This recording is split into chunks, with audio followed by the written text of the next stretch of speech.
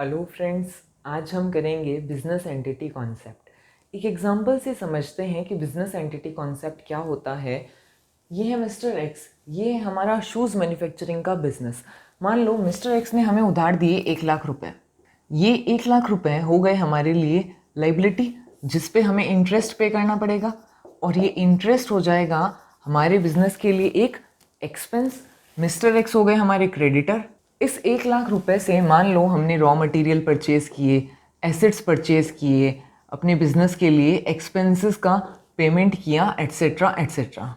ये जो भी ट्रांजैक्शंस हैं, हमने बिजनेस के लिए जो भी एक्सपेंस किए, हमारे बिजनेस की जो भी इनकम है, ये सारे रिकॉर्ड होंगे हमारे बिजनेस की बुक्स ऑफ अकाउंट्स में।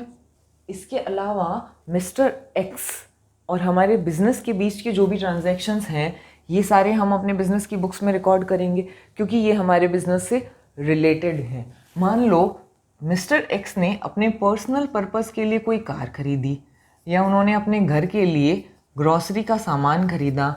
ये सारे ट्रांजैक्शंस हमारे बिजनेस की बुक्स में रिकॉर्ड होंगे क्या? बिल्कुल नहीं होंगे। क्यों? क्योंकि ये हमारे बिजनेस से रिलेटेड नहीं है। इससे हमारे बिजनेस का कोई लेना देना नहीं है। अगर हम इन सारे ट्रांजैक्शंस को भी अपने बिजनेस की बुक्स में रिकॉर्ड कर लेंगे, तो हमारा जो बिजनेस है शूज़ मैन्युफैक्चरिंग का, उसका सही प्रॉफिट या लॉस हम पता लगा पाएंगे? बिल्कुल नहीं। Clear friends?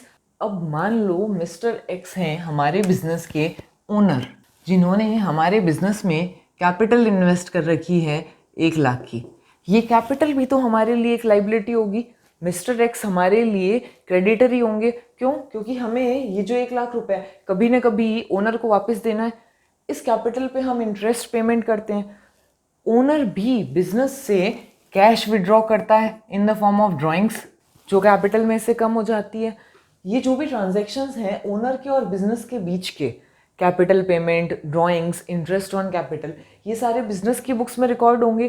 क्यों? क्योंकि ये हमारे बिजनेस से रिलेटेड हैं। ओनर के जो भी पर्सनल ट्रांजैक्शंस हैं, उसके जो भी पर्सनल इनकम है, पर्सनल एक्सपेंसेस हैं, वो हम बिजनेस की बुक्स में रिकॉर्ड नहीं करेंगे। अगर हम ये ग्रॉसरी का जो खर्चा है ये अपने बिजनेस की बुक्स में दिखा दें, तो क्या होगा? हमारा जो बिजनेस है शूज़ मैन्युफैक्चरिंग का, उसका सही प्रॉफिट या लॉस हम पता कर पाएंगे? बिल्कुल नहीं पता कर पाएंगे। इसलिए ओनर के जो पर्सनल ट्रांजैक्शंस हैं उनको हम बिजनेस की बुक्स में रिकॉर्ड नहीं करेंगे। यही होता है business entity concept, that business and businessman are separate from each other. दोनों अलग अलग हैं। हम जो भी बिजनेस ट्रांजैक्शंस हैं वो बिजनेस के पॉइंट ऑफ व्यू से रिकॉर्ड करेंगे। ओनर के और बिजनेस के बीच के जो भी ट्रांजैक्शंस हैं, लाइक कैपिटल इन्वेस्टेड, ड्राइंग्स, वो सारे हम बिजनेस की बुक्स ऑफ अकाउंट्स में रिकॉर्ड करेंगे। बट ओनर के जो भी पर्सनल ट्रांजैक्शंस हैं उनको हम बिजनेस की बुक्स ऑफ अकाउंट्स में रिकॉर्ड नहीं करेंगे। Clear friends? Business and businessmen are separate from each other. All the business transactions are recorded from the point of view of business, not from the point of view of owner. Clear? Personal transactions of the owner, like personal income and expenses, are not recorded in the books of accounts of business. Owner के जो भी personal transactions हैं वो हम business के books में record नहीं करेंगे. All the transactions between owner and the business, like capital invested, drawings, owner के और बिजनेस के बीच के जो भी ट्रांजैक्शंस हैं उनको हम बिजनेस की बुक्स में रिकॉर्ड करेंगे। This concept helps in ascertaining true profit और loss and true financial position of the business, ताकि हम बिजनेस का सही प्रॉफिट या लॉस पता कर पाएँ, सही बिजनेस की फाइनेंशियल पोजीशन पता लगा सकें। And last one, business entity concept applies to all the forms of business organization, चाहे वो sole proprietorship हो, partnership हो, company हो, जो भी हो।